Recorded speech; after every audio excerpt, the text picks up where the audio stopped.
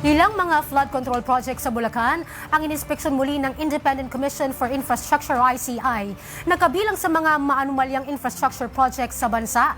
Una sa balita si Sheila Natividad, live. Sheila?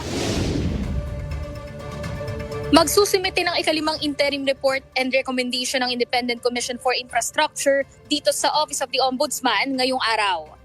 Tungkol ang interim report sa irregularidad sa 74 billion peso flood control project sa Bulacan na matatagpuan sa Bukawi. Yung isa namang Riverbank Protection Structure Project ay matatagpuan sa Barangay Carillo sa Hagonoy, kung saan ang contractor ay Darcy and Anna Builders and Trading sa ilalim ng Bulacan First District Engineering Office. Dalawa ang munisipalidad na ito sa mga binabaha sa probinsya, partikular ang Hagonoy na isang coastal municipality dahil along the coast sila ng Manila Bay. Sa panayam sa tanggapan ng ICI ngayong umaga kay Chair Justice Andres Reyes, sinabi niyang 17,000 na proyekto na ng DPWH ang dumaan sa preliminary inspection.